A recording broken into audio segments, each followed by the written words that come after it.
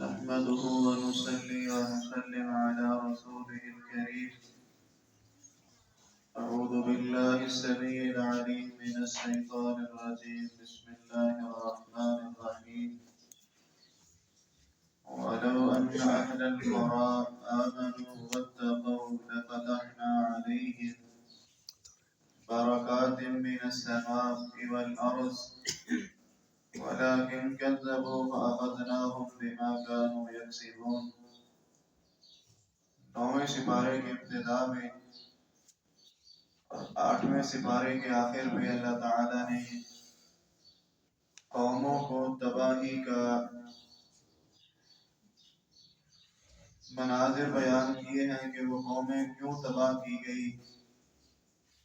اور 9ویں سپارے کی ابتدا میں اللہ تعالیٰ فرماتے ہیں وَلَوْ أَنَّ أَهْلَ الْقُرَىٰ آمَنُوا وَاتَّقَوْا لَفَتَحْنَا عَلَيْهِمْ. اگر یہ بستی والے آمنو ایمان رکھتے واتقوا اور بچ کر رہتے لفتحنا علیہم برکات من السماء والارض تو ہم کھول دیتے ان کے لیے برکات کے دروازے آسمان سے. ولیکن کذبوا لیکن انہوں نے جھٹلایا نافرمانی کی بے ادبی کی. فاخذناہم تو پھر ہم نے پکڑ لیا ان کو بوجہ اس کے بما کانوا یکسبون جو وہ کمائی کرتے تھے جو وہ کرتے تھے اپنے کیے پر وہ پکڑے گئے. کہا ان کو کیا جاتا تھا کرتے وہ کیا تھے بھیجا ان کو کدھر جاتا تھا جاتے وہ کدھر تھے. خیر اس کے بعد اللہ تعالیٰ نے 9ویں سپارے کے اندر حضرت موسیٰ علیہ السلام اور فرعون کا بالتفصیل تذکرہ کیا ہے کہ موسیٰ علیہ السلام کو اللہ تعالیٰ نے بھیجا فرعون کی طرف دعوت اللہ دے کر کے.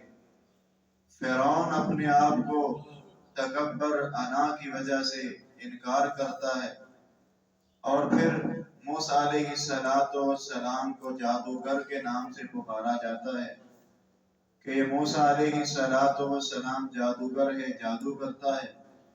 فرعون نے اپنی سلطنت کے اندر اپنی بادشاہت کے اندر جتنے بھی جادوگر تھے سب کو اکٹھا کر لیا مقابلے کے اندر حضرت موسیٰ علیہ السلام کے. بات مختصر کہ فرعون کو موسیٰ علیہ السلام نے نشانیاں دکھائی لیکن وہ نشانیاں دیکھ کر بھی ایمان نہ لایا. نشانی دکھائی اس کو کہ اپنا بغل میں ہاتھ لے کے نکالتے تو ہاتھ چمکدار ہو جاتا چمکنے لگتا لشکاریں مارنے لگتا. اور دوسری طرف موسیٰ علیہ السلام کے مقابلے میں جب جادوگروں کو اکٹھا کر لیا کہ ان کا مقابلہ کروایا جائے آپس میں اور تاریخ بھی طے ہو گئی تمام کے تمام اس کی سلطنت کے اندر جتنے بھی جادوگر تھے ساحر تھے اکٹھے ہو گئے. موسیٰ علیہ السلام کو بھی بلا لیا گیا. فرعونیت کے جادوگروں نے جادو کیا کہ جتنے بھی آنے والے دیکھنے والے تھے تمام کے اوپر جادو کر دیا کہ ان کو سارے کا سارا میدان جو ہے وہ سانپوں سے بھرا ہوا نظر آنے لگا. تو موسیٰ علیہ السلام نے اپنا عصا مبارک پھینکا کا ایک بہت بڑا اژدہا بن گیا سانپ کی شکل اختیار کر گیا. وہ سارے کے سارے جادوگروں کے چھوڑے ہوئے سانپوں کو بہت جلد اپنے اندر نکل گیا. اب جو فرعون نے مقابلے کے اندر جادوگر بلائے تھے وہ سمجھ گئے وہ مان گئے کہ یہ واقعتاً اللہ کا نبی ہے اس کے آگے کوئی زور نہیں ہے. اس کے حکم ماننے سے انکار کرنے سے کوئی بھی ہمیں روک نہیں سکتا. وہ جتنے بھی آئے تھے مقابلے کے لیے سب کے سب مسلمان ہو گئے. موسیٰ علیہ السلام پر کلمہ پڑھ لیا. فرعون کے مقابلے میں اب وہ بھی آگے موسیٰ علیہ السلام کے ساتھ. فرعون کہنے لگا اپنے حواریوں کو کہ اگر تم باز نہ آئے موسیٰ کی تم نے بات نہ مانی تو میں تمہیں سزائیں دوں گا تمہیں جناب والا سزاؤں سے دو چار کروں گا. تو موسیٰ علیہ السلام نے ان کو حوصلہ دیا اپنی ہمت نہیں ہارنی. زمین پر حکمرانی تو بادشاہی تو اللہ کی ہے. اللہ جسے چاہے عزت دیتا ہے جسے چاہے ذلیل کر دیتا ہے. اب فرعون نے ان حواریوں کو، ان جادوگروں کو یہ عذاب یہ دیا کہ میں تمہارے بچوں کو قتل کرواؤں گا. یذبحون ابناءکم ویستحیون نساءکم، تمہارے بچوں کو میں قتل کرواؤں گا اور تمہاری عورتوں کو میں زندہ چھوڑوں گا. خیر موسیٰ علیہ السلام کو اللہ تعالیٰ نے فرعون کے مقابلے میں فتح دے دی. موسیٰ علیہ السلام پر لوگ ایمان لے آئے. اب فرعون کے مقابلے میں ایمان لانے کے بعد موسیٰ علیہ السلام اپنی قوم قبیلے کو اللہ کی طرف بلانے لگے. یہ قوم قبیلے والوں کا حوصلہ اس قدر اللہ تعالیٰ نے بڑھایا کہ موسیٰ علیہ السلام کے سامنے اللہ تعالیٰ نے فرعون کو اور فرعون کے حواری کو غرق کر دیا. غرق کر دینے کے بعد بجائے اس کے کہ شکریہ ادا کرتے، بجائے اس کے کہ اللہ تعالیٰ کے سامنے سجدہ ریز ہو جاتے، کہنے لگے موسیٰ ہمارے لیے کوئی چیز ایسی تیار کرو جسے ہم سجدہ کریں، جس کی ہم عبادت کریں. موسیٰ علیہ السلام نے سمجھایا لیکن نہ سمجھے. بدقسمتی، نافرمانی کی، اور اس قدر نافرمانی کی کہ اللہ تعالیٰ نے ان فرعونی یہودیوں کے لیے موسیٰ علیہ السلام کے ماننے والوں کے لیے ہفتے والا دن عبادت کا مقرر کر دیا کہ تم نے صرف ہفتے والے دن عبادت کرنی ہے. ہفتے والے دن کوئی دوسرا کام نہیں کرنا، شکار نہیں کرنا، مچھلی نہیں پکڑنی، کچھ نہیں کرنا. انہوں نے ہیلا سازی شروع کر دی. جیسے آج کے بھی مسلمان کوئی کام بتا دیں، یوں سمجھیں زکوٰۃ کا مسئلہ سمجھ لیں. جب زکوٰۃ کی باری آتی ہے کوئی نہ کوئی ہیلا بہانہ کرتے ہیں، اپنے مال کم کر دیتے ہیں، سارا سال اپنے پاس پڑا ہے. جب زکوٰۃ کی باری آتی ہے اس میں سے تھوڑا سا نکال دیا، جب ابھی زکوٰۃ نہیں لگی. ایسے انہوں نے بھی کیا کہ چلو ہفتے والے دن ہم نہیں پکڑتے، ہم ہفتے والے دن اکٹھی کر لیں گے. تالاب بنا دیے دریاؤں کے ساتھ ساتھ کہ ہفتے والے دن ہم نہیں پکڑتے، دریاؤں تالابوں کے منہ کھول دیتے ہیں، جتنی مچھلی جمع ہوں گی ہم اتوار کو پکڑ لیا کریں گے. ہمیں تو روکا ہے نا کہ ہفتے کو نہیں پکڑنی، ہم اتوار کو پکڑ لیا کریں گے. ایسا ہی بہانہ کیا تو اللہ تعالیٰ نے ان کو سزا کی صورت میں، ان کو وعید کی صورت میں اللہ تعالیٰ نے ان کی شکلوں کو بندر کی شکل بنا دی. کب؟ جب اللہ کے حکم کے آگے اپنی چلائی، اپنا ہی بہانہ ہیلا سازی شروع کر دی.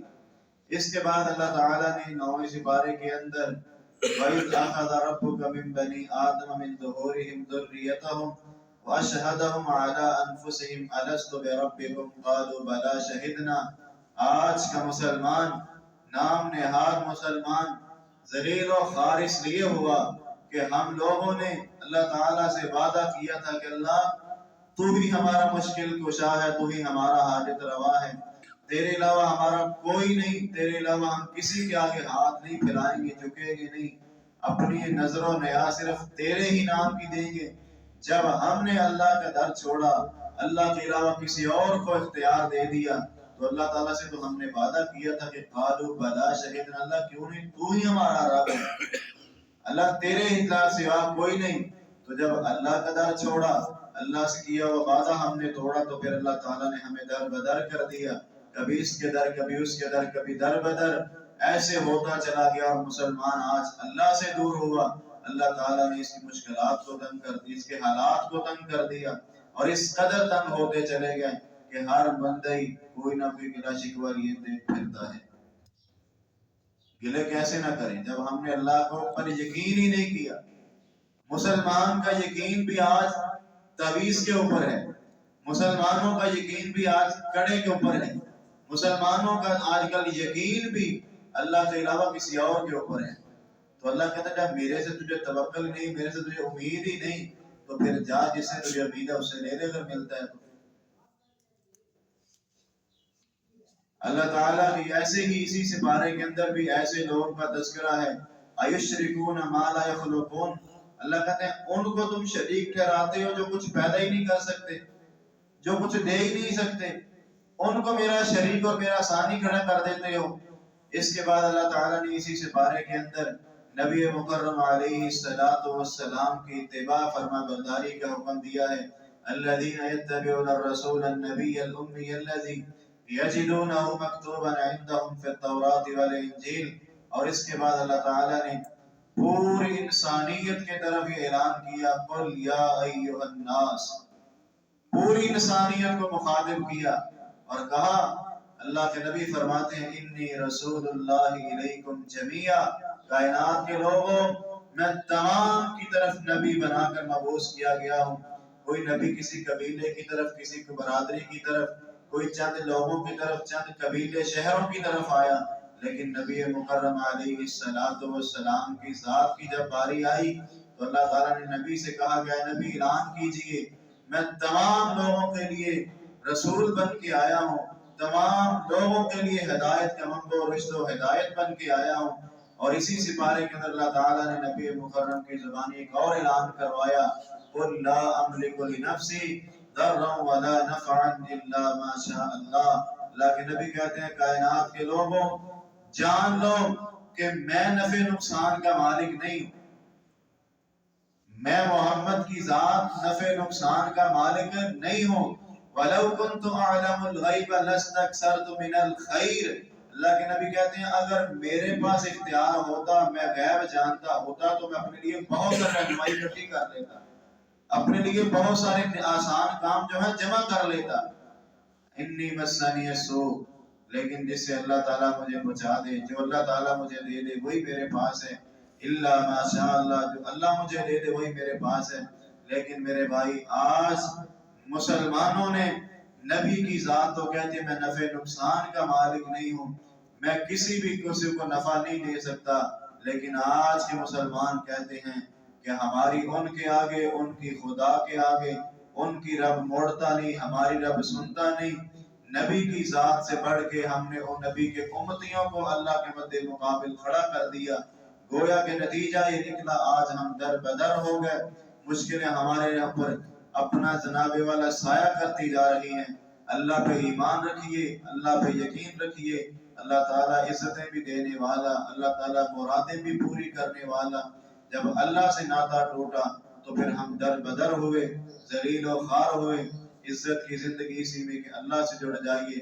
اس کے بعد سورت 9ویں سپارے میں سورت الانفال ہے، اس سورت کے اندر بدر کے میدان کا تذکرہ ہے، انشاءاللہ کل والے سبق میں پڑھیں گے۔